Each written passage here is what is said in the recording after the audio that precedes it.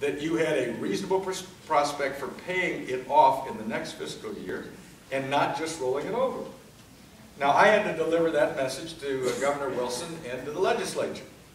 They were not all pleased with that because that restricted what they could do. And we had a $4 billion deficit at that time staring us in the face here in California, which was big at the time.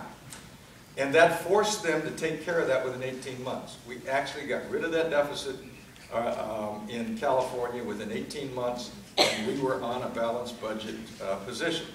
So do I think it would have happened without that outside constraint? No, I don't. And that's why I think it is good for us to do it. Now, there's no guarantee we'll get 2/3 vote in the House or 2/3 vote in the Senate. I think it's a far better prospect we'll get the 2/3 in the House. But it will have the issue front and center for the American people to look at, to try and figure out where we are, where we're going, how we can do this.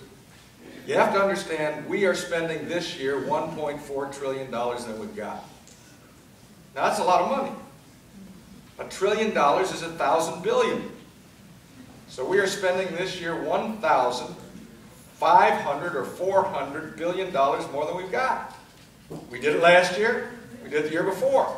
And so we are now in the position at the end of this year, well, right now, we've actually added $4.2 trillion to the deficit in the last 2.5 years.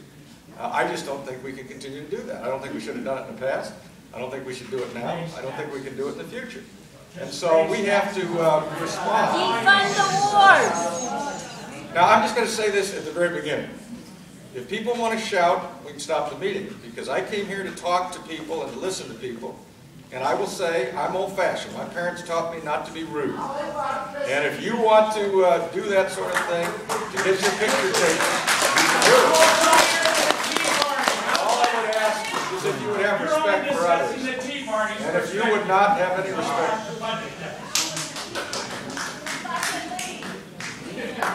We're back. We are back. We take back our country. Congressman, not every adult has manners, and you have to make allowances for those that don't. Well, all I can say is I've been very proud of my district for the last number of years when we have had town hall meetings. In fact, we've had them shown on C-SPAN where a lot of people were being rude to one another in other parts of the country. And we had thousands of people at some of our meetings. And I was very proud of the fact that my constituents showed restraint, showed respect for one another. And if you have an opposing point of view, at least let the other person be heard. And then maybe we'll get something out of this. So, now, we will open it up for questions. And I'm going to have to wait through everybody to do this. Actually, I was only asking that we could open for questions, and I thought I'd be the polite person and ask. well, good. Rather than interrupting. Yeah. Let this lady in the front, please. I wanted to ask about the Bush tax cuts that the Republicans do not want to have. They want to keep those. Right. And I keep hearing that it's because those people are the job creators. Right. In 2003, when the Bush tax cuts took effect, the unemployment rate was 6.2%. Today, 8 years later, the unemployment rate is 9.1%. So where is the evidence that these tax cuts for the most affluent actually create jobs?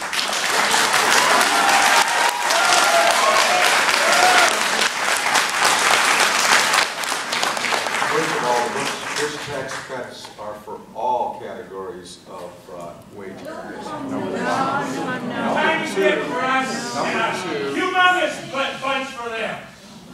That's the fact. you really are showing how to be rude. You're doing a very good job of it. Very good job. The fact of the matter is the tax cuts are for all categories of taxpayers, number one. Number two, the fact of the matter is President Obama extended the Bush tax cuts for several more years. Which means they're his Based on the fact that he believed that it was. Ma'am, if you're going to make obscene gestures, you can leave now. You can leave now. use the deficit ceiling to blackmail. That's what you did. That's right.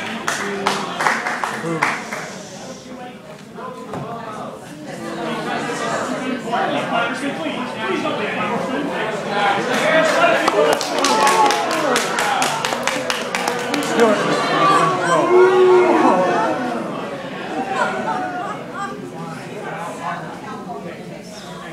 Started elementary school. Sir, you want to leave or do you want to be quiet? Now listen. Listen a long time.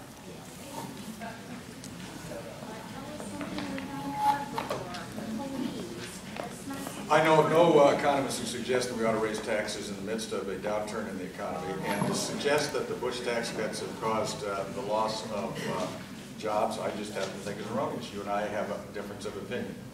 All right.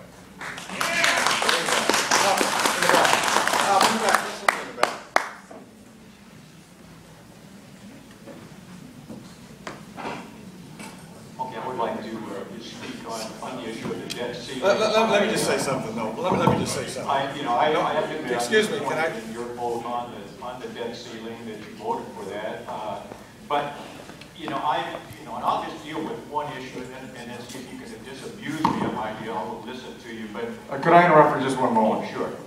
I mean, this is the point of someone I presume is a reporter going over to talk to the person that's interrupting the meeting. That's the kind of thing that causes people to interrupt meetings, as opposed to listening to what other people have to say. I wish the reporter would be listening to what you have to say instead of doing that, but go ahead.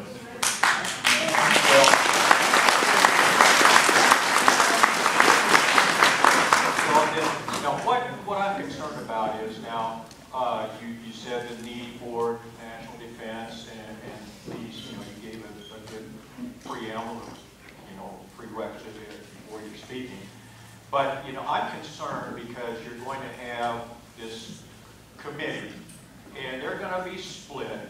And the guarantee that I see in this thing that you voted for is they're going to cut defense and I think even Medicare if this committee doesn't come together. And I saw in this that oh, well, I don't want to get that political, but that the government said, well, we'll raise the debt ceiling. You had a chance to shut this stuff down and put the onus on the people who were responsible for this tremendous debt ceiling, because they would have had to make the decision as to what are we going to have to cut if the debt ceiling cannot be passed. They would have had to make it. Now you hamstrung the Republicans because you're going to lose no matter what. No matter what comes out of this committee, you're going to have to yield, because you yielded to the current administration and gave him $2.5 trillion to raise the debt ceiling. There's no cuts. That's a raising of the debt ceiling. And I'll get to my point. That's not going on. But then you mentioned debt ceiling. Why do we have a debt ceiling? Because it's never a ceiling. It's higher and higher. I want taxes. I want these things to be cut. I want you to cut some of these programs. I saw a failure on your part. Yes, you won't waffle this time when your committee is arguing and stuff like that. You won't give in and say, oh, well, we got to have this. We got to make these compromises. I want you to be firm in it. So if you could disagree with this and tell me why you really think this is a good thing. Because it's the best we could do. No, it's not. No, it's I had the opportunity recently to introduce Justice Scalia to an audience. And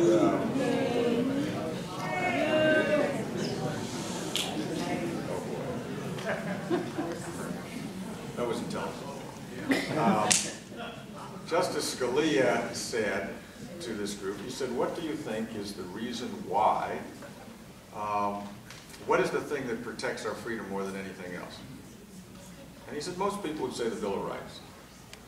And they would go through it and they'd say First Amendment, maybe the Second Amendment, maybe the Fifth Amendment. He said, but I don't think that's the case. He said, because I can show you constitutions and bills of rights that sound better than ours. He said the Soviet Union had one that sounded a lot better than ours. But we know what happened to the Soviet Union. He said that which protects us more than any other thing, that our freedom, is the construct of government established by the Founding Fathers. And he said, Europeans have a very difficult time understanding it. They say, you mean if the House of Representatives voted by the people, representing all the people, they vote for it, it doesn't become a law? You mean you then have to have a second body called the Senate to vote for it, and then it still doesn't become a law? Then it's got to go to the President of the United States, and he's got to sign it, and if he vetoes it, it goes back to the House, and they've got to pass it by 2/3, and that still isn't enough, and then it has to go to the Senate, it has to pass by 2. They say, well, that doesn't make any sense. And then he said, what is the equivalent in England of our president, that is the executive? It's the Prime Minister. But to be the Prime Minister, you have to also be an elected member of Parliament. It would be as if our system required the President of the United States to be an elected member of the House of Representatives or the Senate while he or she was president. Because there they have no distinction between the executive and legislative branch. He said our Founding Fathers specifically set our system up so that no one person, no one party, no one faction, no one branch of government can get their own way in such a way that they can diminish our liberty. So you say to me, why didn't we get what I wanted? Because of the system that has been set up that requires us to get a majority in the House, a majority in the Senate, and the President of the United States to sign it, or 2/3 in the House and 2/3 in the Senate. That's why. I mean, that's a simple fact. It was not that which I wanted. I voted for cut, cap, and balance. That would have had a permanent program. That would have had it for 10 years. That would have cut far more. We passed it in the House. You know where it is? It's sitting in the Senate. They won't pass it. We did what you wanted us to do, and it sat there. So then we had this question of what can we do? How far can we go? Can we do it without raising taxes, which the President wanted? Can we require it to be a larger cut than, in fact, the raising of the debt ceiling? And, sir, I would disagree with you. These are real cuts. That's why we argued so strongly about them. And we caused them to start now, not 2 or 3 or 4 years from now, because that brings the baseline down. They are real cuts. If you go back to the CR that we had, continuing resolution that we voted on in the 2nd or 3rd month, and we said we were going to cut $100 billion in the fiscal year, we only had 2/3 of the fiscal year left, or a little bit more than that. So we came up with a program that cut $77 billion. You heard all the stories about people said you really didn't do it because there was only $37 billion in cuts. Well, guess what? The reason why Speaker Boehner had to go back with the plan that we eventually got and have it recalculated was because once the Congressional Budget Office looked at the numbers we were looking at, they went back and saw what the impact of the CR was that we passed several months ago and found it didn't cut $37 billion, it cut $100 billion. So we were working on a baseline that was actually lower than that which we presumed. So we went back and we added additional cuts. But you don't hear people say that. They stood up at my town hall meeting and said, you voted for something you said was $77 billion, it was only $37 billion. It now turns out it was $100 billion, and those are actual cuts. That's why it's $100 billion, not 37. So I would differ with you, sir, that we've actually spent time doing it. I mean, you may think we sit there and waste our time. We actually do try and come up with solutions. You may not agree with them, I may not agree with them, but that's why we fought so hard. If they weren't cuts, it would have been an easy thing to do. If no one was serious about cuts, we could have picked a number out of the air, we could have passed it, and gone home.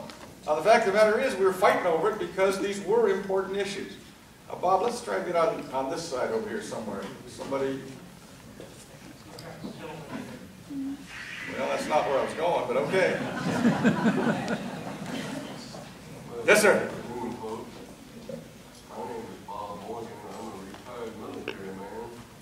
And I just want a couple of simple things.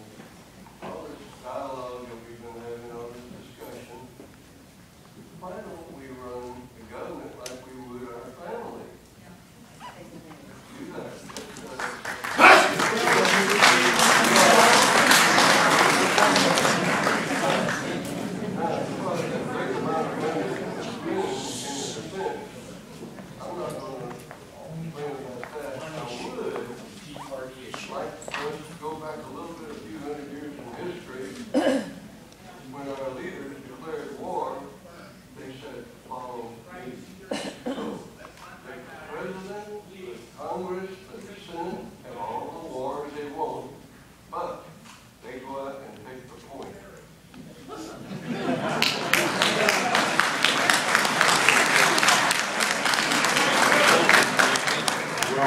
all, on your question about families, I happen to agree with you. I think we ought to operate more as families do and have a concern about the future. I think that's very important. With respect to the issue of war, the Constitution gives the right of declaration of war to the Congress, but in most of the conflicts in which we've been involved in the history of this country, there has not been an official declaration of war. There has been usually serious and persistent consultation between the executive, the president, and the Congress. I think that has been the case for both Democrats and Republicans in the past. I think the president has done that in terms of what we're doing in Afghanistan. I have been disappointed because I don't think the president consulted with the Congress with respect to what we're doing in Libya, nor do I believe he's articulated a mission there. Or when they've articulated it, they've declared a different mission on our diplomatic side from our military side. That bothers me, because if you have two different missions, it seems to me neither one of them is going to be effective. So I did not support the president's expansion of our role in Libya, but I refused to vote against continuing to assist in the funding of our troops that were there. Because frankly, I think when the president commits the troops at that point in time, I've got an obligation to support the troops, even though I may work in some ways to limit where the president wanted us to go. Bob, where are you, Bob? Right here. Try and get somebody on that side, will you please?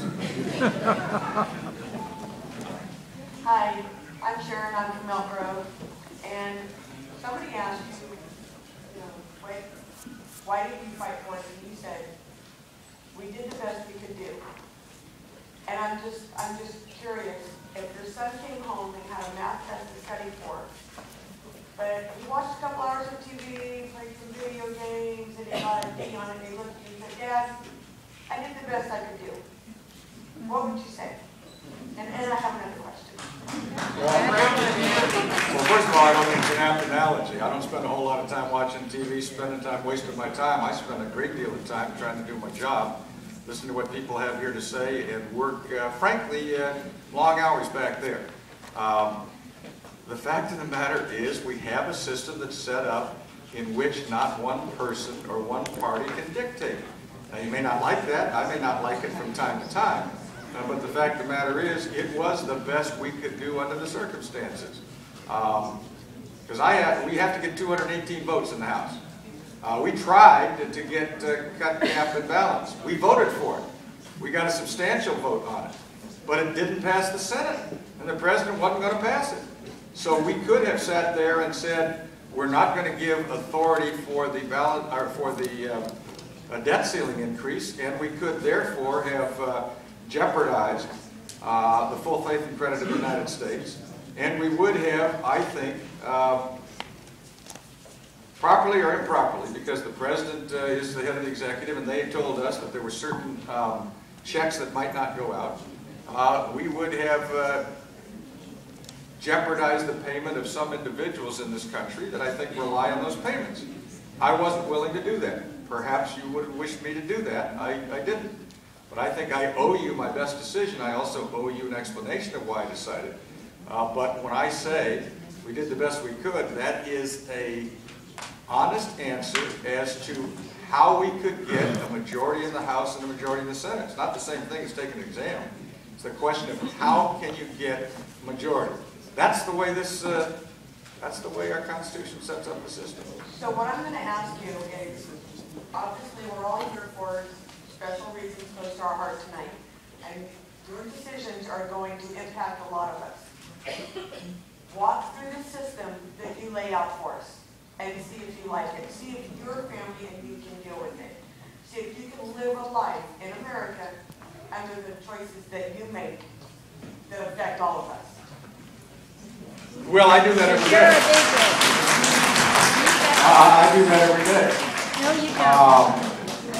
I've got children, I've got grandchildren. I'm concerned about their future.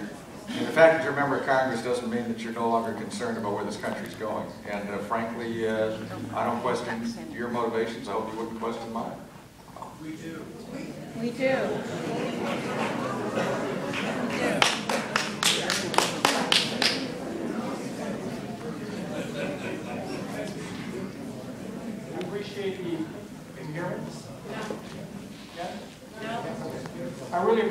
the opportunity to be able to speak a little bit tonight and ask you some questions here that have been troubling me, and I've talked to you, I've been in your office while you were in Washington. And I want to just say a couple of things before I get to my question. One question I have. Since 1990, the pay's gone up for executives, CEOs 298%. Corporate profits are up 141%. Yet, the most recent data from the U.S. Bureau of Statistics, when adjusted for inflation, average earnings for the average American middle-class worker have not increased in the last 50 years. And I think that affects most of us in here. Where is the job?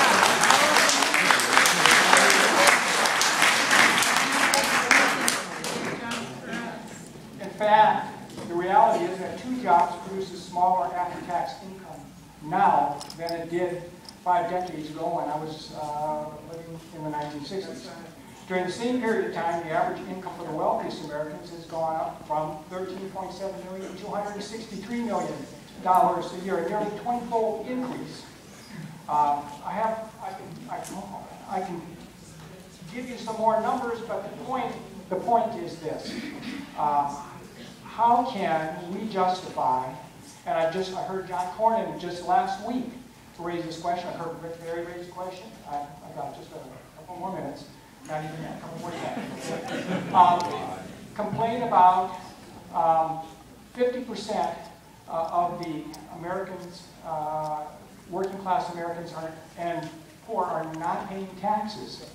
And the question I have then is... I think you said 50% of the households are not paying federal tax. 50%. You can, either one works. My question is then the proposal that we should be taxing the poor and giving the wealthy a tax break in this country? And the question I have, and it brings me to the question I have, and it's this. I think we need to cut deficits, but I think we need a balanced approach. We also need to look at the other end of the spectrum about raising taxes. And my question is, how can you represent us? How can you fly with both wings, sir, when you signed the Grover Norquist?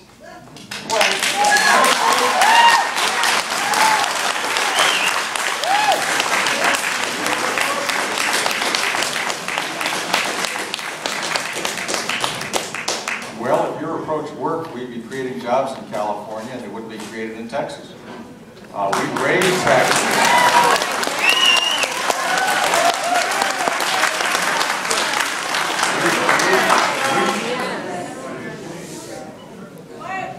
Sacramento government put a surcharge on the highest wage earners in California. What was the result? They leave.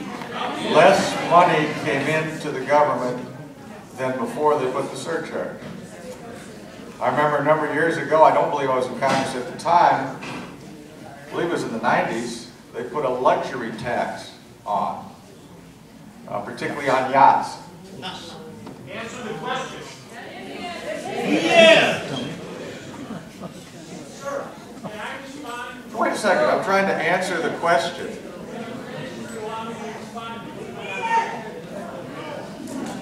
Let the man speak. I thought we gave you some time to talk, sir, and I was going to answer your question. The point I was trying to make is in the 90s we put a luxury tax on items such as yachts. It was supported by Teddy Kennedy and by Senator Kerry. What was the result of that? Yacht sales went down. The yacht industry in America, which is in the northeastern part of the United States, went in the tank. American workers lost their jobs. That's right. Shortly thereafter, Teddy Kennedy and John Kerry led the fight to get rid of luxury taxes. So my point is, it may make you feel good to say you're going to tax somebody who's rich. The question is, does it have any positive effect on our economy?